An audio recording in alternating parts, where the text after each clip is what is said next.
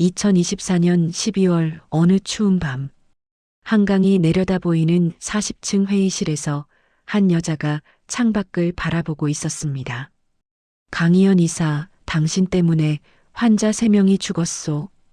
회장의 고함 소리가 울려 퍼졌습니다. 15년간 단 한 번도 실패하지 않았던 천재 연구원. 사람들이 얼음 여왕이라 부르던 그녀가 그날 밤 모든 것을 잃었습니다. 회사도 명예도 미래도 남은 건 단 하나. 20년 전 암으로 죽어간 어머니의 마지막 말. 이연아, 엄마 같은 사람들 좀 살려줘. 그녀는 떨리는 손으로 낡은 명함 하나를 꺼냈습니다. 이준혁 생명공학연구소. 이 사람이 마지막 희망이야. 두 사람이 만나는 순간 기적이 시작됩니다. 여러분, 끝까지 들어주세요. 이 이야기는 여러분의 마음을 울릴 겁니다. 구독과 좋아요로 응원해 주시면 저희에게 큰 힘이 됩니다. 그럼 시작하겠습니다. 2024년 12월 서울 여의도.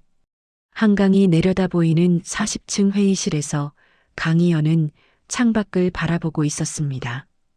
그녀의 눈빛은 12월의 한강처럼 차갑고 얼어붙어 있었습니다. 이사님, 회의 시작됩니다. 비서 김수진의 목소리에 이연은 고개를 돌렸습니다. 38세의 이연은 세진제약 연구개발본부 이사였습니다. 15년간 단 한 번도 실패한 적 없는 프로젝트 책임자. 사람들은 그녀를 얼음 여왕이라고 불렀습니다. 들어가죠. 회의실 안에는 20명의 임원들이 앉아 있었습니다. 공기가 무겁게 가라앉아 있었습니다. 강희연 이사, 당신이 3년간 개발한 항암제 임상시험 결과가 나왔소. 회장 박철민이 차갑게 말했습니다.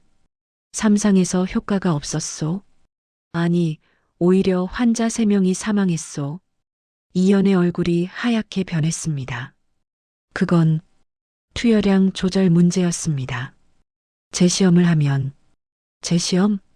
벌써 800억을 쏟아부었소. 더 이상은 불가능해. 박 회장이 책상을 탁 쳤습니다. 회사는 이번 실패로 주가가 폭락했소. 투자자들이 손해배상 소송을 준비 중이고 당신 책임져야 해. 회장님, 3개월 안에 결과를 내시오. 아니면 당신뿐 아니라 연구팀 전원해고요.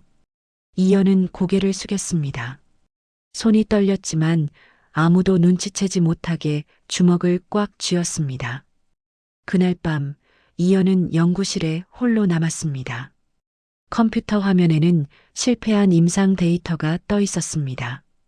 왜 안 되는 거야? 그녀는 머리를 감싸 쥐었습니다. 15년간 쌓아온 모든 것이 무너지고 있었습니다. 서랍을 열자 낡은 사진 한 장이 나왔습니다. 20년 전 병상에 누운 어머니와 찍은 사진이었습니다. 엄마, 이연의 어머니는 폐암으로 돌아가셨습니다. 18세였던 이연은 어머니를 살릴 약을 만들겠다고 다짐했습니다. 그래서 약학을 전공했고 제약회사에 들어왔고 미친 듯이 일했습니다. 하지만 결국 실패했습니다. 어머니를 닮은 환자들을 살리지 못했습니다. 미안해. 엄마. 처음으로 눈물이 흘러내렸습니다. 얼음처럼 굳어있던 그녀의 마음이 조금씩 녹아내렸습니다. 새벽 2시, 이연은 연구실을 나왔습니다. 주차장으로 가는 길, 경비실에서 나이든 경비원이 손을 흔들었습니다. 이사님, 이 밤중까지 고생이 많으시네요. 따뜻한 옥수수차 한잔하고 가세요. 괜찮습니다. 이연은 무뚝뚝하게 거절하려다 경비원의 얼굴을 봤습니다. 70대로 보이는 그는 구겨진 얼굴에 인자한 미소를 띠고 있었습니다. 아이고, 그래도 한 잔만. 제가 직접 끓인 건데. 딸아이가 좋아하던 거예요.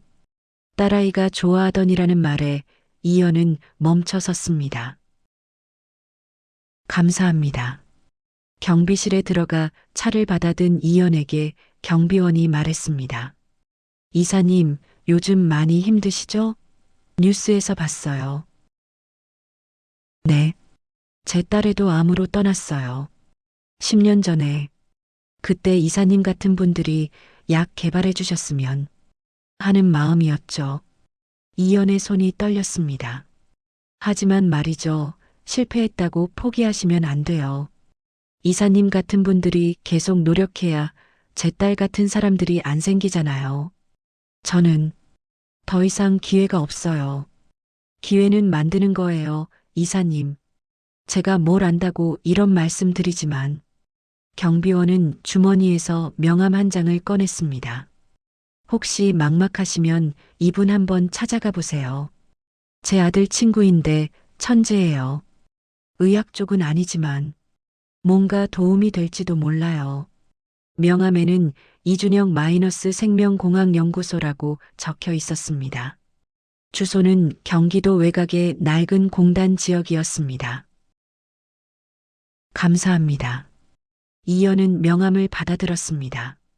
사흘 후 이연은 명함에 적힌 주소를 찾아갔습니다.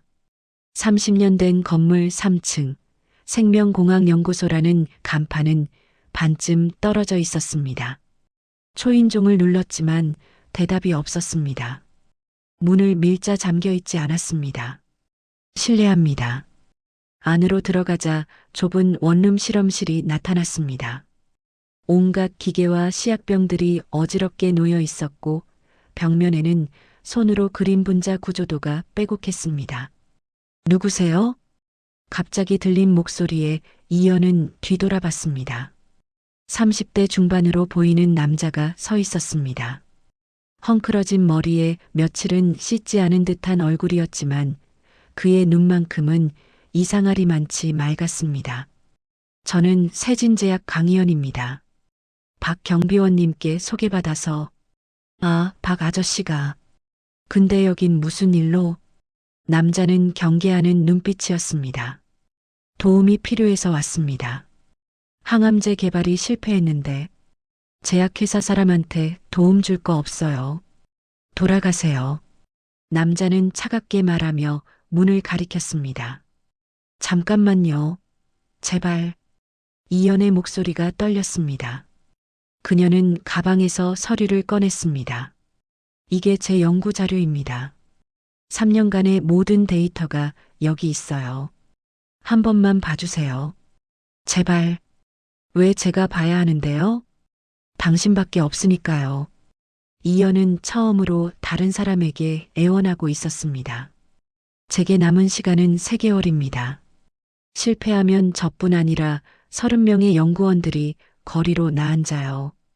그리고 제가 살리려던 환자들도.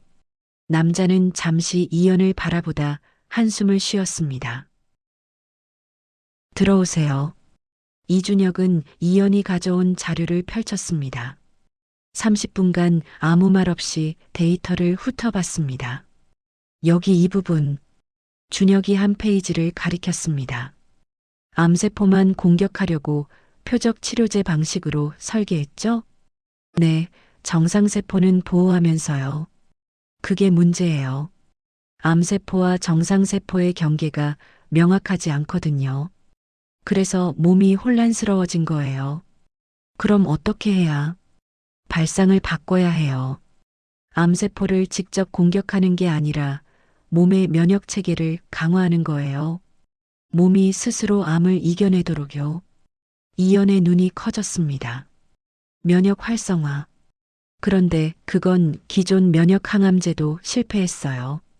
기존 방식이 아니에요. 준혁은 벽면의 도면을 가리켰습니다. 저는 5년간 생체 신호 전달 증폭 시스템을 연구했어요. 우리 몸의 세포들은 전기 신호로 대화해요. 이 신호를 증폭시키면 면역세포가 깨어나요. 그게 가능해요? 이론상으로는요. 하지만 실험할 돈도 장비도 없어요. 준혁은 쓴웃음을 지었습니다. 제가 돕겠습니다.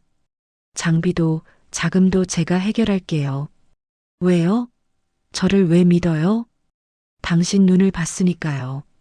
이연은 준혁의 눈을 똑바로 바라봤습니다. 당신 눈에는 저와 같은 게 보여요. 무언가를 지키지 못한 사람의 눈. 저도 그래요. 그래서 믿어요. 준혁은 고개를 돌렸습니다. 이연의 말이 전곡을 찔렀습니다. 좋아요. 하지만 조건이 있어요. 뭔데요? 성공하면 이 기술을 독점하지 마세요. 가난한 사람들도 쓸 수 있게 해주세요. 약속합니다. 이연은 손을 내밀었습니다. 준혁은 잠시 망설이다 그 손을 잡았습니다. 다음 날부터 두 사람의 전쟁이 시작됐습니다. 이연은 회사 몰래 연구비를 빼돌렸습니다. 자신의 아파트를 담보로 2억을 대출받았습니다. 이사님, 이러시면 안 돼요. 비서 수진이 말렸습니다. 걸리면 횡령죄예요. 나도 알아. 하지만 다른 방법이 없어. 그래도 수진아, 너는 몰라. 나한테 이게 마지막이야. 이번에 실패하면 난 평생 후회하며 살 거야. 이연의 목소리는 떨리고 있었습니다. 준혁의 연구소에 장비가 들어오기 시작했습니다. 중고 현미경, 배양기, 분석 장비들. 돈이 부족해서 다 중고품이었지만 그래도 충분했습니다. 일단 쥐 실험부터 시작해요. 준혁이 말했습니다. 암세포를 주입한 쥐에게 신호증폭 물질을 투여하는 거예요. 얼마나 걸려요? 한 달은 걸릴 거예요. 빨리 해야 해요. 시간이 없어요. 급하게 하면 실패해요. 과학은 기다림이에요. 이연은 입술을 깨물었습니다. 준혁의 말이 맞았습니다. 한 달이 지났습니다. 실험은 매일 밤 계속됐습니다. 이연은 회사 일을 마치고 매일 연구소로 달려왔습니다. 준혁 씨, 데이터 나왔어요? 네, 봐요. 현미경 화면에는 놀라운 광경이 펼쳐졌습니다. 암세포 주변에 면역세포들이 모여들어 공격하고 있었습니다. 됐어. 정말 됐어요. 이연이 처음으로 환하게 웃었습니다. 준혁도 미소 지었습니다. 이제 시작이에요. 쥐가 살아남아야 진짜 성공이죠. 그날부터 두 사람은 24시간 교대로 실험쥐를 관찰했습니다. 일주일, 2주일. 쥐는 건강했습니다. 암세포가 점점 줄어들었습니다. 기적이야. 진짜 기적? 이연은 울먹였습니다. 20년간 꿈꿔온 순간이었습니다. 이연 씨, 준혁이 조용히 불렀습니다. 왜요? 고마워요. 저한테 다시 기회를 줘서. 무슨 소리예요? 제가 고마운 거죠. 아니에요. 사실 저 5년 전에 모든 걸 포기했었어요. 준혁의 목소리가 가라앉았습니다. 제 아내가 백혈병으로 죽었어요. 제가 의사인데 아내 하나 못 살렸어요. 그 후로 연구를 계속했지만 의미를 잃었었죠.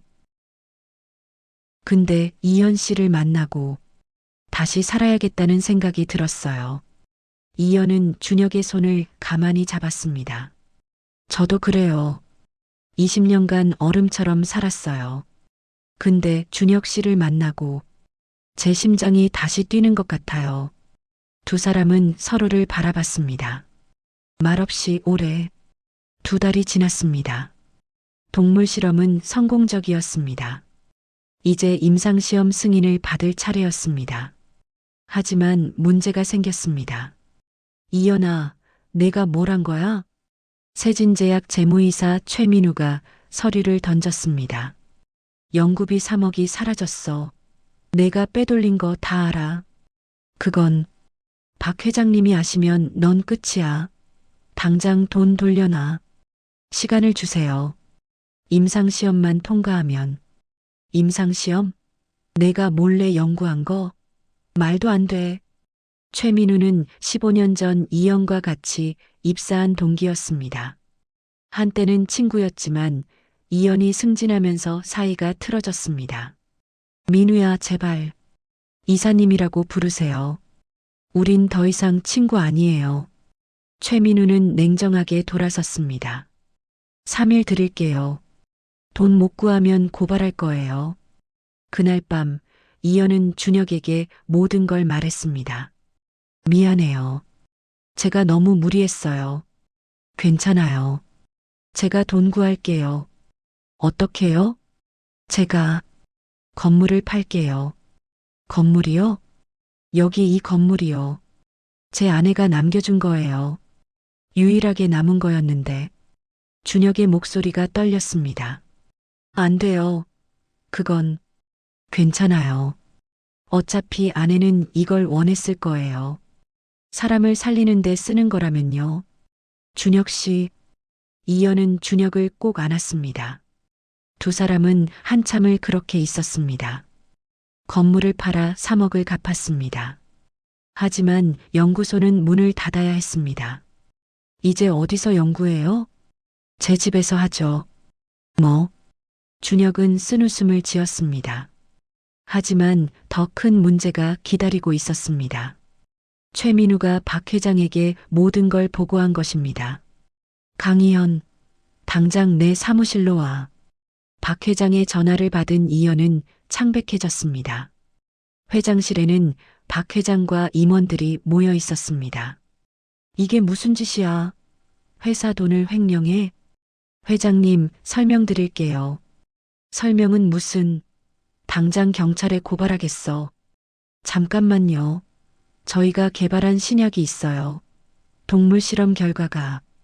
그따위 결과로 3억을 정당화할 수 있어? 바로 그때 최민우가 끼어들었습니다. 회장님, 사실 강희연 이사가 개발한 기술, 저희가 사올 수 있습니다. 뭐? 이준혁이라는 연구자가 있습니다. 그 사람만 회유하면 기술은 우리 거예요. 강희연은 필요 없습니다. 이현은 최민우를 노려봤습니다. 민우야, 너. 이사님, 이건 사업이에요. 감정이 아니라. 최민우는 냉정했습니다. 그의 눈에는 오래된 질투와 열등감이 담겨 있었습니다. 왜 항상 넌 성공하고 난 실패하지? 이번엔 달라. 내가 아닌 내가 성공할 거야. 좋아. 최 이사, 자네가 처리하게. 박 회장이 결정을 내렸습니다. 강희연은 해고야. 그리고 횡령죄로 고발하겠어. 회장님, 당장 나가. 그날 밤 이현은 준혁에게 달려갔습니다. 준혁 씨, 안 돼요. 최민우가 당신을 회유하려고. 알아요. 준혁은 조용히 대답했습니다. 아까 전화 왔어요. 10억 준다고. 그래서요? 거절했어요. 당연히. 고마워요. 근데 이현 씨, 우리 이제 어떡해요? 회사는 날 쫓아내고 연구소도 없고. 준혁이 힘없이 웃었습니다. 미안해요. 제가 다 망쳤어요. 이현의 눈에서 눈물이 흘러내렸습니다. 15년간 쌓아온 모든 것이 무너졌습니다. 이현 씨, 울지 마요. 준혁이 그녀의 눈물을 닦아줬습니다. 우리 처음부터 다시 시작해요. 둘이서. 하지만 전 괜찮아요. 이현 씨만 있으면. 준혁은 이현의 손을 꼭 잡았습니다. 그 후 일주일은 지옥이었습니다. 이현은 경찰 조사를 받았습니다. 횡령 혐의로 기소됐습니다. 언론에서는 그녀를 범죄자 취급했습니다. 얼음 여왕의 추락 천재 연구원에서 횡령범으로 모든 게 무너졌습니다. 준혁도 마찬가지였습니다. 세진제약이 특허 침해로 고소했습니다. 터무니없는 주장이었지만 싸울 돈이 없었습니다. 준혁 씨, 저 때문에. 아니에요. 우리 함께 이겨내요. 두 사람은 준혁의 좁은 원룸에서 다시 연구를 시작했습니다. 손바닥만 한 공간이었지만 포기하지 않았습니다. 하지만 한 달이 지나도 진전이 없었습니다. 돈이 없었고 장비가 없었고 희망도 없었습니다. 이현 씨, 우리 정말 할 수 있을까요? 준혁이 처음으로 약한 모습을 보였습니다. 할 수 있어요. 꼭. 하지만 이연의 목소리에도 확신이 없었습니다. 그때 뜻밖의 사람이 찾아왔습니다. 박경비원이었습니다. 이사님, 이거. 박경비원은 봉투를 내밀었습니다. 안에는 500만 원이 들어 있었습니다. 이게 뭐예요? 제 퇴직금이에요. 전부예요. 안 돼요. 이건 받을 수 없어요. 이연이 돌려주려 했지만 박경비원은 고개를 저었습니다. 제 딸애를 위해서예요. 이사님이 만드는 약으로 다른 딸들은 안 죽었으면 좋겠어요. 아저씨, 그리고 이것도요. 박경비원은 종이 한 장을 꺼냈습니다. 30명의 이름과 금액이 적혀 있었습니다. 이게 뭐예요? 시장 상인들이요. 제가 이사님 이야기를 했더니 다들 조금씩 모았어요. 3천만 원이에요. 이럴 수가. 이연은 말을 잇지 못했습니다. 눈물이 멈추지 않았습니다. 포기하지 마세요, 이사님. 우리 같은 사람들은 이사님이 희망이에요. 돈이 생기자 다시 실험을 시작할 수 있었습니다. 작은 병원 지하실을 빌려 임시 연구실을 만들었습니다. 그곳에서 우연히 한 의사를 만났습니다. 종양내과 전문의 김지수였습니다. 혹시 강희연 이사님이세요? 네, 그런데요. 아, 저 뉴스에서 봤어요. 신약 개발하시던. 지수는 30대 후반의 여의사였습니다. 피곤한 얼굴이었지만 눈빛만은 따뜻했습니다. 지금 말기 암 환자가 한 분 계신데 더 이상 방법이 없어요. 혹시 이사님 연구하시는 약? 아직 임상도 안 한 약이에요. 위험해요. 알아요. 하지만 환자분이 원하세요. 어차피 죽을 거라면 희망이라도 갖고 싶다고. 이연과 준혁은 서로를 바라봤습니다. 해볼게요. 환자는 60대 여성이었습니다. 말기 췌장암으로 여명 3개월 판정을 받았습니다. 선생님, 저 살 수 있을까요? 환자 윤미숙의 목소리는 간절했습니다. 최선을 다하겠습니다. 이연은 처음으로 환자를 마주했습니다. 20년간 실험실에만 있었던 그녀에게 환자는 낯설었습니다. 하지만 윤미숙의 얼굴에서 어머니가 보였습니다. 꼭 살려드릴게요. 신약 투여가 시작됐습니다. 1주일, 2주일. 윤미숙의 상태는 나아지지 않았습니다. 오히려 악화됐습니다. 이연 씨, 부작용이 너무 심해요. 김지수가 걱정스럽게 말했습니다. 환자분 몸이 약을 견디지 못해요. 투여량을 줄여요. 그럼 효과가 없을 텐데요. 그래도 해봐요. 제발. 하지만 3주가 지나도 결과는 같았습니다. 윤미숙은 점점 쇠약해졌습니다. 선생님, 저 이제 안 되는 건가요? 윤미숙이 힘없이 물었습니다. 아니에요. 조금만 더 버티세요. 선생님도 거짓말하시네요. 윤미숙은 쓸쓸하게 웃었습니다. 그날 밤 이연은 무너졌습니다. 안 돼. 또 실패야. 또. 이연 씨.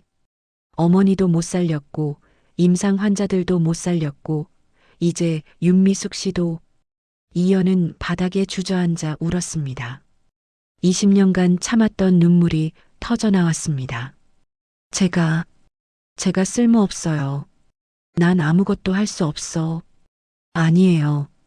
준혁이 그녀를 안았습니다. 이연 씨는 포기하지 않았어요. 그게 중요해요. 하지만 결과는 아직 몰라요.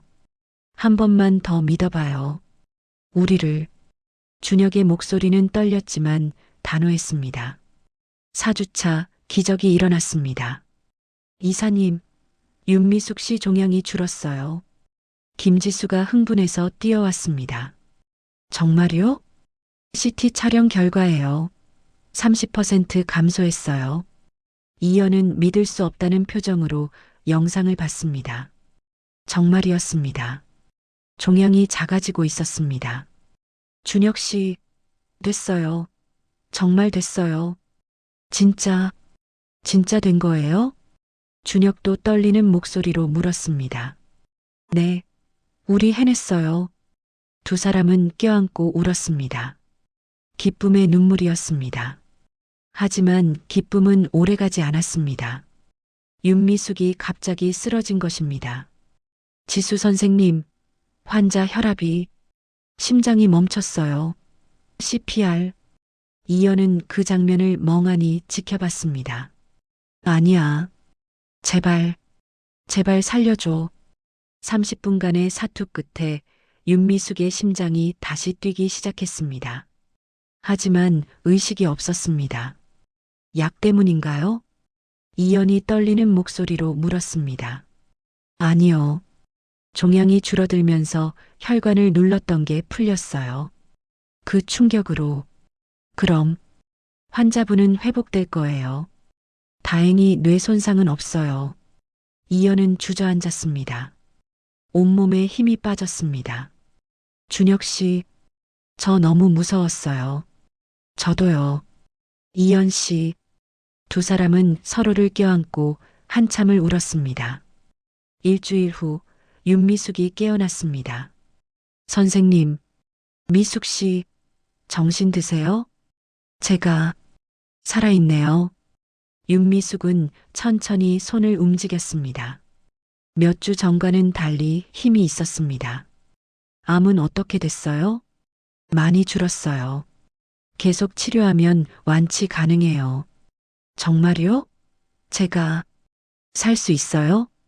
네, 꼭 살리겠습니다. 이연이 윤미숙의 손을 꼭 잡았습니다. 선생님, 고마워요. 정말. 윤미숙이 울었습니다. 이연도 함께 울었습니다. 그 순간 이연은 깨달았습니다. 아, 이게 내가 원했던 거구나. 단순히 약을 만드는 게 아니라 사람을 살리는 것. 이게 진짜 의미였어. 윤미숙의 사례가 알려지자 상황이 바뀌었습니다. 다른 말기 암 환자들이 찾아왔습니다. 10명, 20명. 한 달 만에 10명이 넘었습니다. 이연 씨, 우리 감당할 수 있을까요? 해야죠. 이 사람들에게 우리가 마지막 희망이에요. 이연과 준혁은 밤낮 없이 일했습니다. 김지수도 함께 했습니다. 그리고 박경비원과 시장 상인들이 자원봉사로 도왔습니다. 작은 병원 지하실은 희망의 공간이 됐습니다. 하지만 준혁의 몸이 무리를 견디지 못했습니다. 어느 날 준혁이 갑자기 쓰러졌습니다. 준혁 씨, 이연이 달려갔습니다. 괜찮아요. 그냥 좀 피곤해서. 병원 가요. 당장? 아니에요. 환자들이. 당신이 쓰러지면 환자들은 어떡해요? 이연이 처음으로 소리를 질렀습니다. 검사 결과는 충격적이었습니다. 과로로 인한 급성 심근경색입니다. 즉시 수술이 필요해요. 수술이요? 관상동맥이 거의 막혔어요. 지금 안 하면 생명이 위험해요. 이연의 머릿속이 하얗게 변했습니다. 얼마나 걸려요? 수술 후 최소 3개월은 절대 안정이 필요합니다. 3개월. 환자들은 어떡하죠? 그들은 하루하루가 급한데. 이연 씨, 준혁이 이연의 손을 잡았습니다. 전 괜찮아요. 수술만 하면 되는 거잖아요. 하지만 당신이 계속해요. 나 대신 당신이면 할 수 있어요. 준혁 씨, 약속해요. 전 꼭 돌아올게요. 그러니까 기다려줘요. 준혁은 미소 지었습니다. 하지만 그의 얼굴은 창백했습니다. 수술은 성공적이었습니다. 하지만 준혁은 중환자실에서 한 달을 보냈습니다. 그 사이 이연은 혼자서 환자들을 돌봤습니다. 김지수와 자원봉사자들이 도왔지만 버거웠습니다. 이사님, 좀 쉬세요. 3일째 안 주무셨잖아요. 괜찮아요.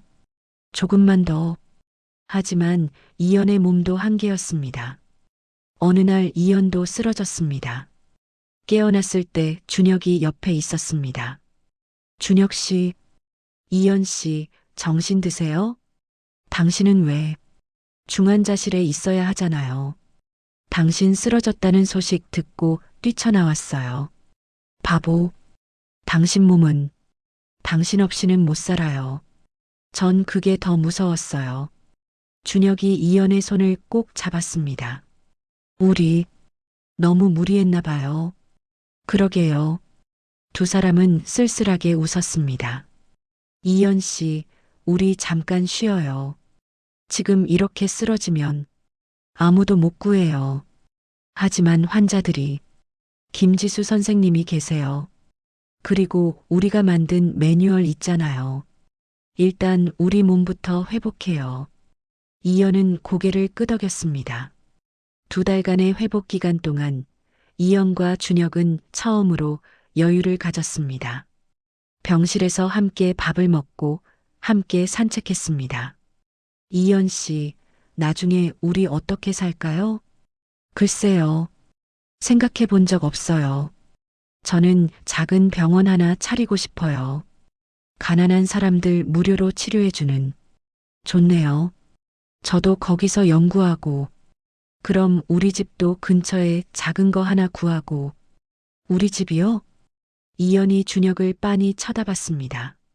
아, 그게, 준혁의 얼굴이 빨개졌습니다.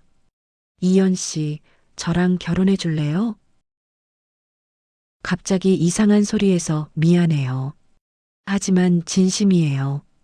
당신 없이는 못 살 것 같아요. 이연의 눈에 눈물이 맺혔습니다. 저도요. 준혁 씨 없인. 그럼 그건 내인 거죠? 응. 바보. 두 사람은 껴안았습니다. 3개월 후, 이연과 준혁은 완전히 회복했습니다. 그리고 놀라운 소식이 기다리고 있었습니다. 이사님, 식약처에서 임상시험 승인 났어요. 김지수가 달려와 소식을 전했습니다. 정말요? 윤미숙 씨를 비롯한 50명의 환자 데이터가 인정받았어요. 이제 공식적으로 임상 이상 시작할 수 있어요. 우리가 정말 해냈네요. 이연은 믿을 수 없다는 표정으로 준혁을 바라봤습니다. 그러게요.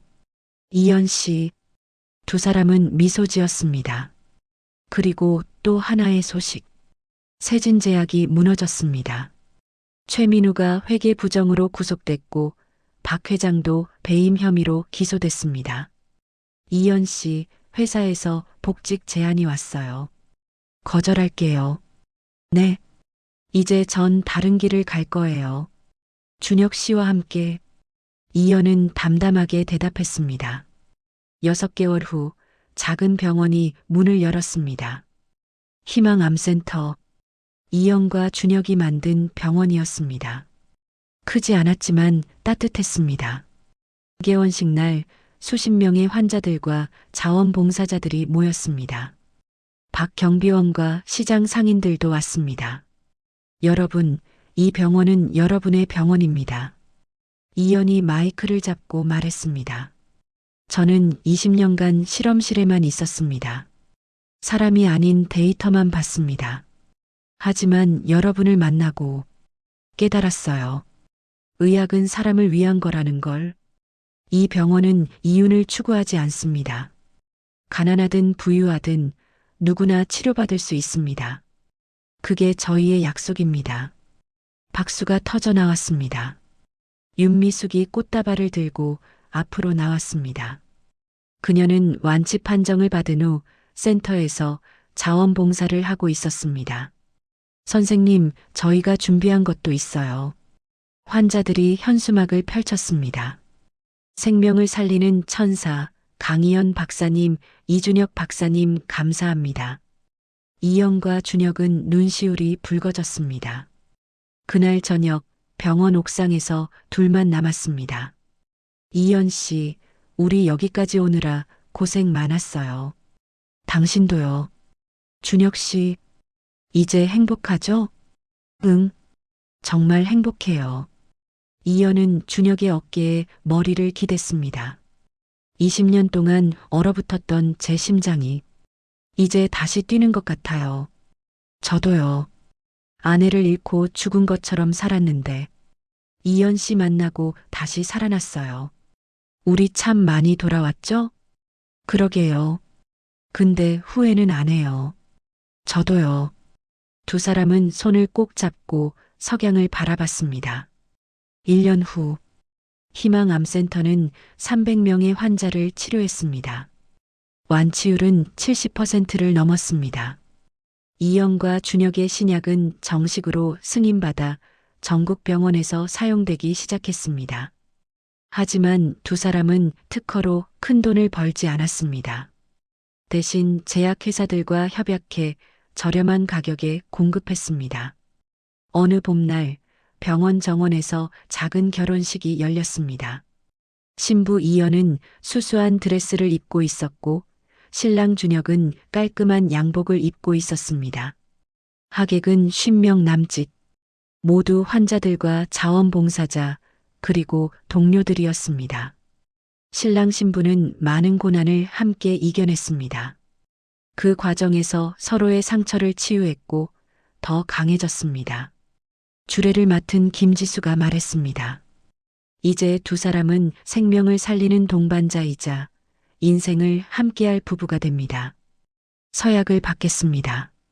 신랑 이준혁, 신부를 평생 사랑하고 아끼겠습니까? 네, 맹세합니다.